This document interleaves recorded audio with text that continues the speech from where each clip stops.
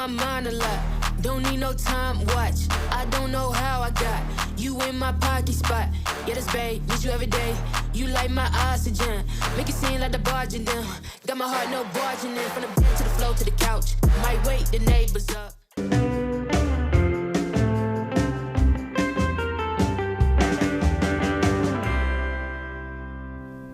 Hey everybody, welcome back to Breakfast with Bob at Super League Malibu. My name is Bob Babbitt. We're brought to you by Master Spas, SFuels Go Longer, HOKA Let's Fly, deboer wetsuits, Form Smart Swim Goggles, Zoot Sports, the original triathlon brand, Quintana Premium Plus Sports, and of course our Challenged Athletes Foundation. Our next guest already has a gold and silver Olympic medal, and now he is heading to his second Olympics in Paris because he just won the Paris test event not that long ago. Alex Yee joins us. How you doing, Alex? Hi, yeah, I'm good, thanks. Thanks very much for having me. It's good to be out here stateside. It's fun to have you here, and it's we chatted once over Zoom, but it's always nice to come out here and meet the future of our sport in person.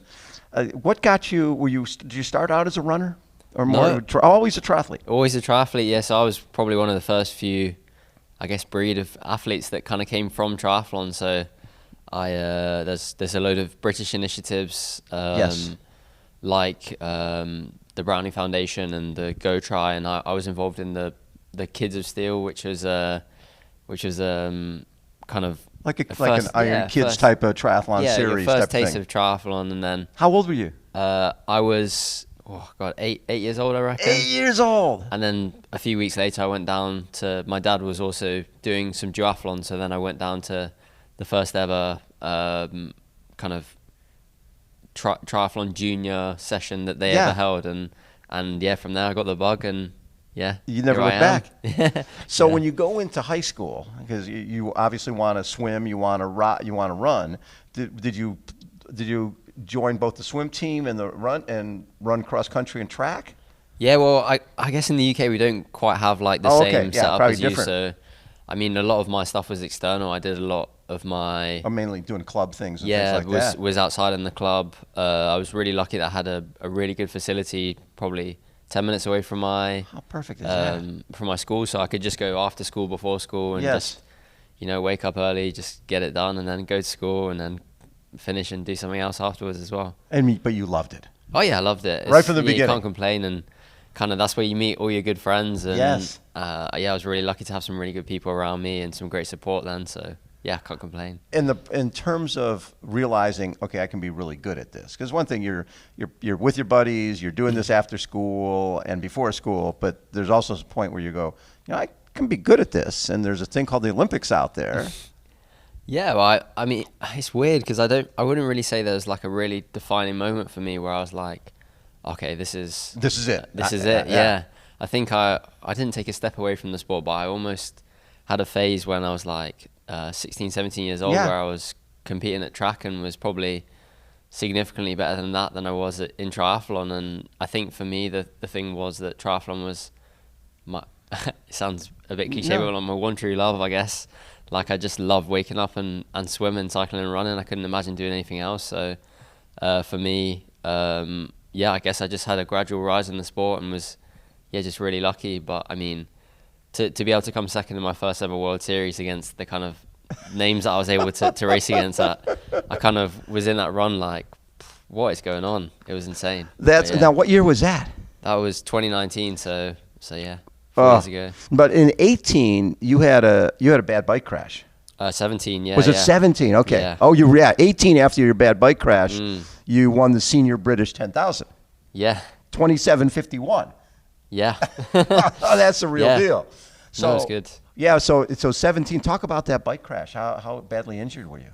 Yeah. So I was actually racing my first World Cup that year, and there was a big bunch of us at the front, and unfortunately I got forced off the road in one of the a racing incident, and crashed into a concrete bollard, which was not the most fun.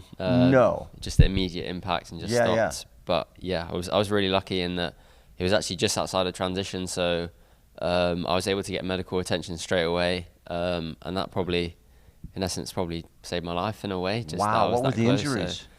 So I had a traumatic pneumothorax, so a punch in my lung, broke 5 ribs. My God. Broke my scapula in 4 places and my 4 vertebrae as well. So not pretty, but yeah, well, I was really lucky. Lucky not to be paralyzed, right? Lucky exactly. not to be dead or paralyzed. It's funny, isn't it, how the world works, like an inch different, and life could be so different. So I take that perspective day in, day out. I'm really lucky that I'm able to do this sport. And even when I have kind of results like last week where I didn't quite go to plan, like still have a great deal of gratitude for what I'm able to do. Yeah, it's funny because I work obviously with our Challenge Athletes Foundation. We work with a lot of wheelchair bound folks, and you could have the same exact accident with 2 people, and one person's paralyzed, and another person isn't. Because of vertebrae or the vertebrae, you never know exactly what's going to happen. And so for sure. The fact that you were able to come back from that, was it hard to get back on the bike? Honestly, I was itching to get back on the bike. I think my young naivety was like, I just want the first opportunity to get back on the bike, and it did end up being like probably 10, 11 months later. So I probably had been working towards it for so long, and it had been such a big goal to get back that I was excited. It felt like a privilege and honor to be able to finally be back doing kind of what you love to do. Yeah, what I love to do, what I kind of feel like my purpose is to do. So yeah, it was nice. Yeah. Well, and the fact that you come back from an accident like that and run 27:51, did that give you pause of, well, do I try to go and make the British team in both track and in triathlon? Or did you feel, yeah?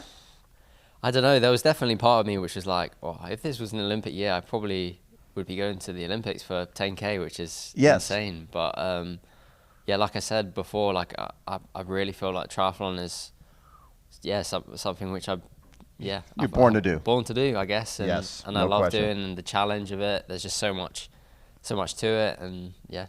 Well, the fact that you were, as a junior, you were running faster than Mo Farah.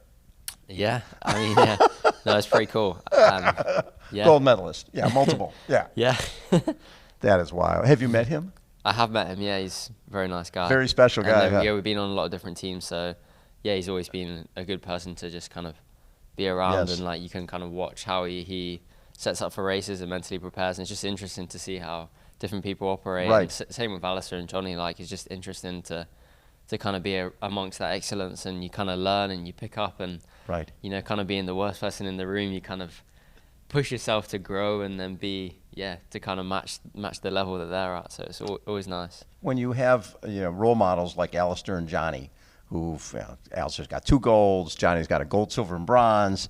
They can either be closed and be like, hey, this guy's our competition, or they can be, hey, come on. We're not going to give you any slack on race day.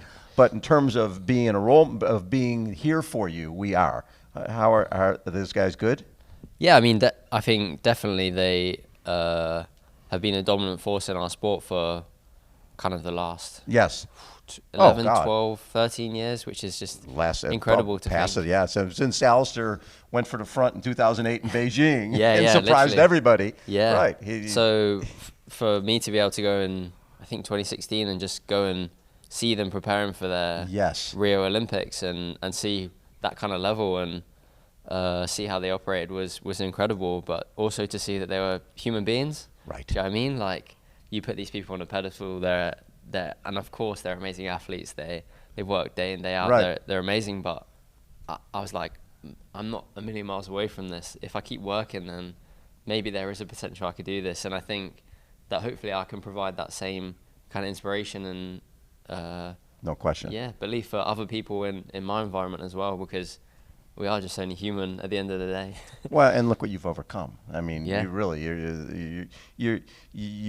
you basically were able to come out the other side of a real dark situation. And I'm sure you appreciate every day because of that. Yeah, no, thank you. Yeah, definitely, yeah. So Johnny was saying when he watched 2008, he was in the stands during the 2008 Olympics, and Alistair's leading, and he's like, if he wins, that just shows that it's not that big a deal. Yeah. I never heard that before. Yeah. But I was like, you know what? I train with this guy every day, my brother, and he just won the gold. But fortunately, he did for Johnny. He didn't win the gold that year. Yeah. But he went off the front and showed that you can't be scared of the moment. You've never been scared of the moment.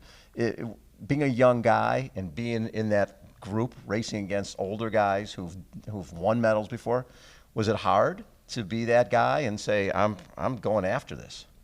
I think in 2019, I definitely probably, because I was so fortunate to rise to, I guess, to being able to race at World Series in such a short period of time, I probably found it a little bit harder to just be like, all right, I'm worthy of standing on the start line. These guys are my peers, not people who are above me. And I think for me, it took that kind of year to be able to be like, okay, I do belong in this company and stuff like that. And I think that's also a good thing, that you feel like you're racing against in an uncomfortable environment, because I think that's where most of your progress is made, isn't it? When you're in an uncomfortable environment and when you're put up against it. And I think for me to have that year of just being able to push myself, be uncomfortable, be exposed, I think has been really important and really good for me to just kind of take that next step and hopefully, just be about for the next few years. So when the Olympics doesn't happen because of COVID in 2020, was that a good thing for you from a perspective of getting you a little more seasoned for 2021? Or do you feel like, man, I was so ready?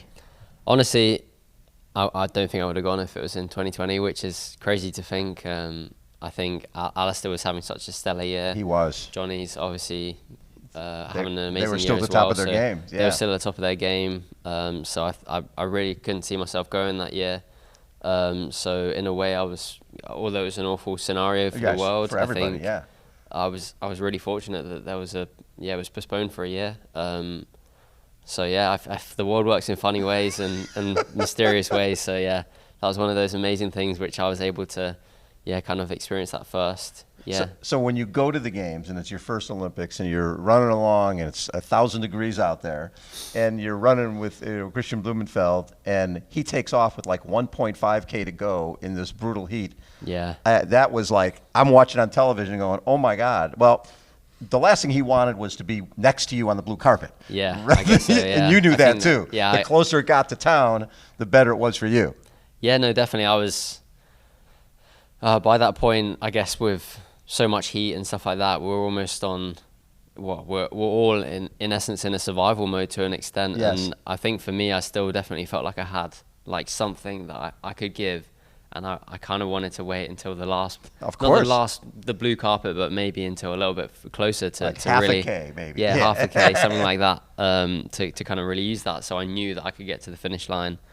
But I mean, the way Christian took off, kudos to him. I've never seen anything like it. Ever in short course racing or the races that I've been involved in. So fair play to him. He just absolutely blitzed both of us, and was a now had he champ. beaten you before?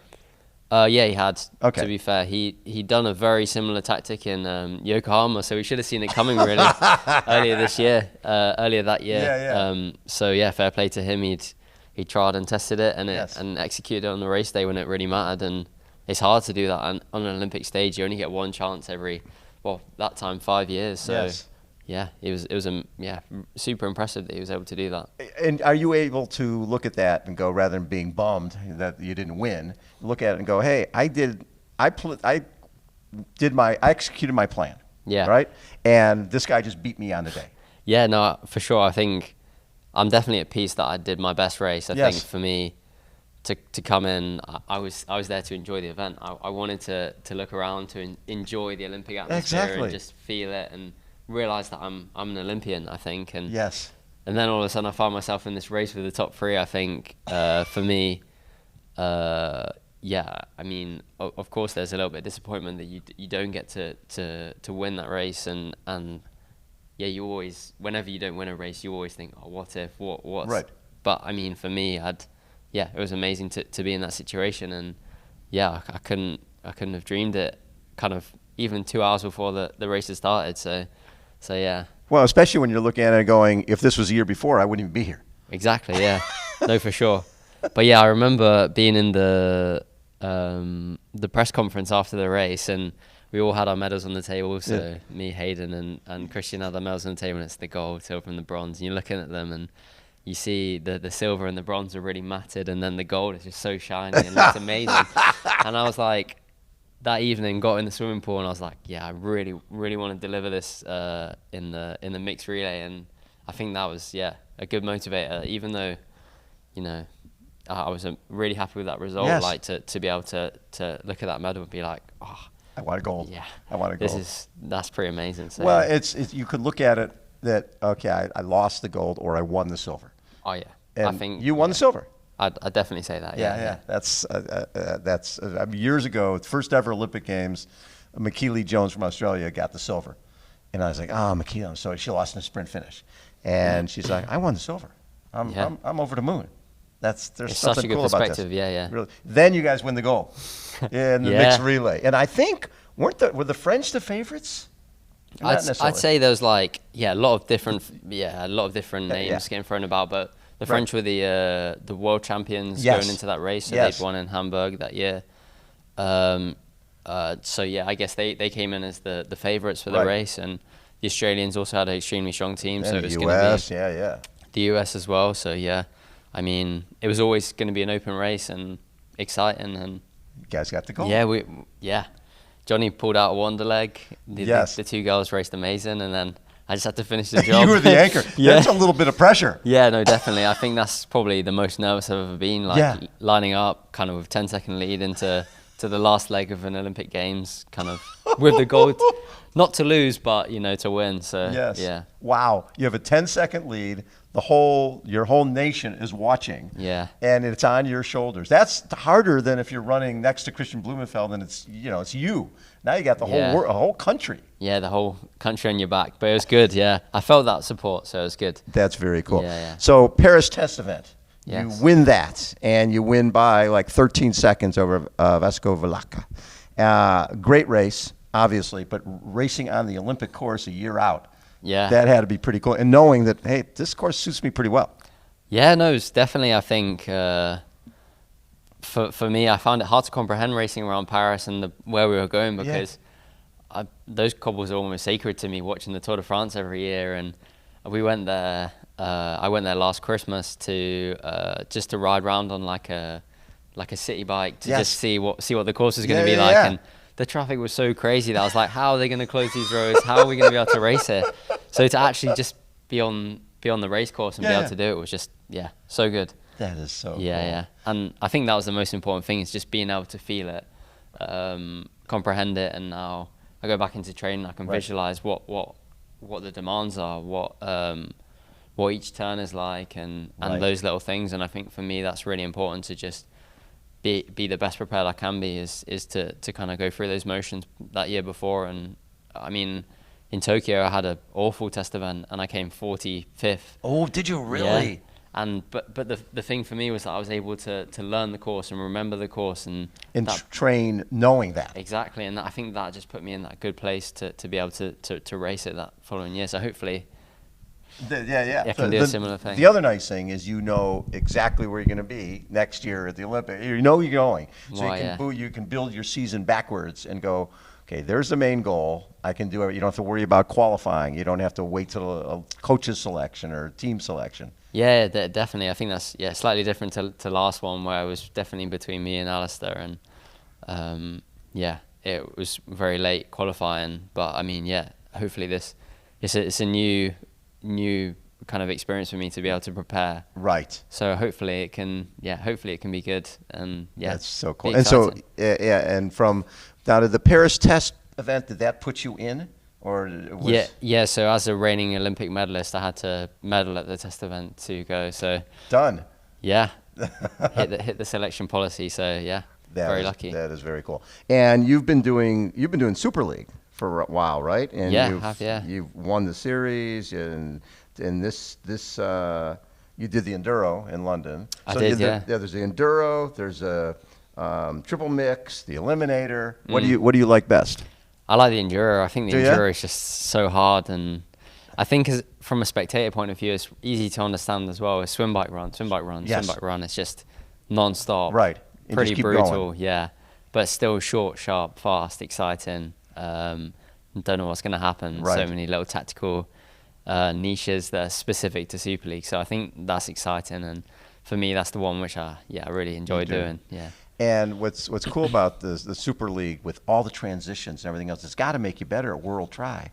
Yeah, no, definitely. I think you you bring something into such a short, sharp event, and then you kind of broaden it out, that you can almost, things feel like they're coming at you slightly slower. And I think that's almost quite a good thing, in that you can just, those fine margins make big differences in not only in Super League but also in short course racing as well. So I think that allows you to kind of, I don't know, work those, well, not so much weaknesses, but just those little niches within our sport. And they always say transition's the fourth discipline, don't they? So totally. Yeah, totally. Races still can be won and lost in different.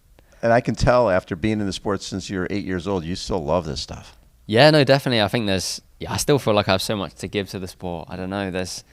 I just feel like, I'm just enjoying it, and I don't feel like the finished article. I still feel like I have so much. No question. Yeah, so much more to give. After Paris, do you see yourself going for another? You're still young, so you go for another Olympics. Do you start mixing in some PTO 70.3s, things like that?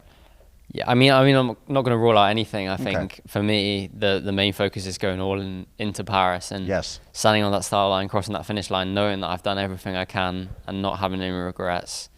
And whatever place I finish, I win that place, and that's the way you look at it. That's the way to look at it. Yeah. So for me, that's kind of the big goal. And then after, who knows? I mean, I think you will see a huge amount of people move across to the PTO, which is going to be super exciting for everyone, I think, to watch that. And I think you're going to see a huge new crop of short course athletes come through as well. So I think so too. I think the following year could look totally different, or who knows? And it's funny, so exciting. I'm guessing guys like you look at the times from the longer distance races, and you're going, wait, they're running like 110, 111. Come on. Yeah, but then I see the power on the bikes, and I'm like, oh, they're a different breed at the moment. So it's cool. Starting with the Brownlees, they changed the whole face of racing, because it used to be, it was a swim, and then people sort of not cruise, but they didn't go that hard. But Alistair and Javier changed all that, and Johnny. Yeah, definitely. I think you're seeing races now where it's a true triathlon, and I think that's what everyone on the start line wants to race. We want to race hard on the swim, the bike, and the run. And I think, that was started by Alistair and Johnny, and I think that kind of legacy's kind of lived on and made people believe in that format of racing and that tactic of racing. So I think, it's been exciting, and for me, that's how I want to win a race or race in a race. I don't want people to say, oh, he just was able to run well and he's swam on bike. I want people to be like, okay, that was a hard swim, that was a hard bike, like, fair play if you were able to run off that. Or I think that's just the way. I think we all want to race, and how people want to watch a race as well, and not kind of turn away halfway through the bike and come back for the run. I think that's what we all want as well. Exactly. I remember years ago talking to Alistair. I'm like, what I don't understand, Alistair, is there's guys who certainly can't run with you, and they're with you on the bike, but they're not doing anything. They're not like trying to get away, where the only hope they have of winning is to get away. So when they're with you on the bike, do you see that as well, where sometimes guys don't seem like they want to, sort of take that risk and put their nose into the wind? I don't know. I think for me, this is all just a new experience of racing, and I've made my first few front packs of like from a swim point straight away this year. So it's been kind of a unique scenario, and really, really cool. But I mean, I don't think that anyone kind of shies away from working hard, and that's good, which is exciting. And I think we all want to race honest racing, and I think that's the best way to race. And you enjoy being in the surf, like here in Malibu? I think so. I mean, we spend a lot of time in Australia. We spent kind of a month this February preparing just before we race in Abu Dhabi. So I spent a decent amount of time in the surf, but forfeit is big, and that's what they're predicting for the race. So that's pretty exciting, and it's definitely going to throw a whole new dynamic into the race. I love it. It'll be great. Yeah, it'll be cool. Really cool. Alex, thank you for taking so much time, and the sport is in great shape with guys like you leading the way. Oh no, thank you very much. Thanks for having me. Alex Yee has been our guest, the future of triathlon. Again, Breakfast with Bob, Super League Malibu. Hold on, we will be right back.